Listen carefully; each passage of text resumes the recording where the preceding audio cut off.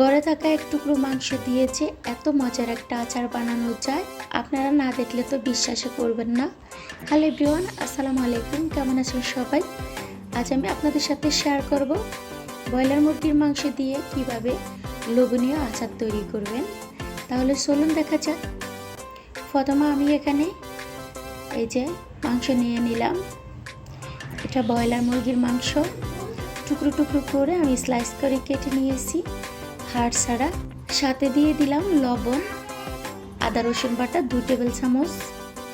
তারপরে আমি ভালোভাবে কিন্তু একটু নেড়ে ছেড়ে চুলার মধ্যে বসিয়ে দিলাম। দেখুন অলরেডি কিন্তু পানি উঠে গিয়েছে। এই পানিটা আমি শুকিয়ে নিব প্রথমে।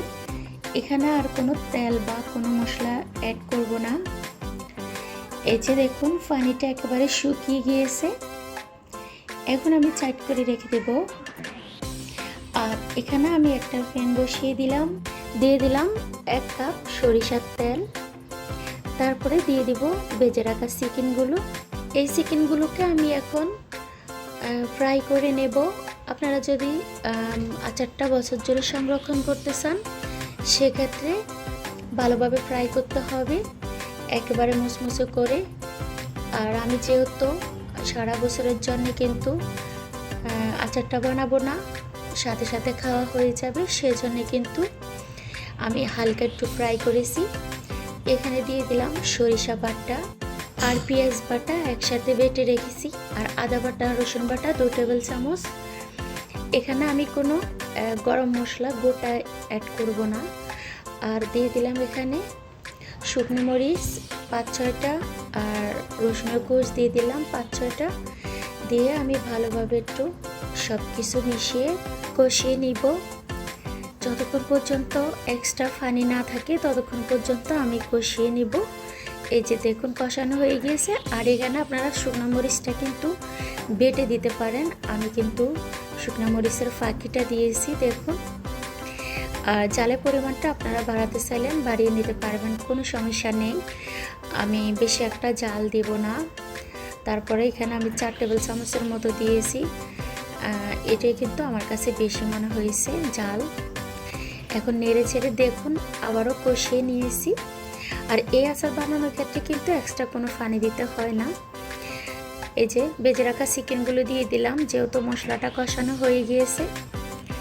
এখন আমি প্রায় 10 থেকে 15 মিনিট মিডিয়াম টু লো হিটে রেখে এই আচারটা রান্না করে নেব। এখানে আমি এখন কিছু মশলা অ্যাড করব। দিয়ে দিলাম গরম মশলার গুঁড়ো 1/2 টেবিল চামচ, আর 5 ফোড়ন দিয়ে দিলাম 2 টেবিল চামচ। যেহেতু মুরগির মাংসের আচার, সেক্ষেত্রে আপনারা কিন্তু গরম মশলার গুঁড়োটা বা গোটা অবশ্যই দিতে হবে। এখানে দিয়ে দিলাম লেবুর রস। আমি লেবুর রসটা দিয়েছি টেস্টটা আরও বেশি আসার জন্যে। আপনারা চাইলে এখানে তেঁতুলের কাঠটা দিতে পারেন, আমি তেঁতুলের কাঠটা দেইনি। যদি সারা বছরের জন্য আমি সংরক্ষণ করতাম সেক্ষেত্রে তেঁতুলের কাঠ দিতাম, বা ভিনেগার দিলে কিন্তু আচারটা একেবারে নষ্ট হয় না। এই যে আমি টোটাল 10 থেকে 15 মিনিট রান্না করার পরে অলরেডি আমার ফাইনাল লুক আচারে দেখুন কতটা লোভনীয় লাগছে। আপনারা এইভাবে কিন্তু আচার বানিয়ে বিদেশে বা কারো আপনজন দূরে থাকলে কিন্তু দিতে পারেন। এই আচারটা এত টেস্টি হয় আপনারা না খেলে বুঝতে পারবেন না। তাই একবার হলো এই আচারটা বানিয়ে খেয়ে দেখবেন। সকালবেলা খিচুড়ির সাথে বা বৃষ্টি হলে খিচুড়ির সাথে কিন্তু এই আচারটা একেবারে জমে যাবে। অন্য কোনো আচার আর খেতে হবে না, বা অন্য কিছু আর খিচুড়ির সাথে খেতে হবে না।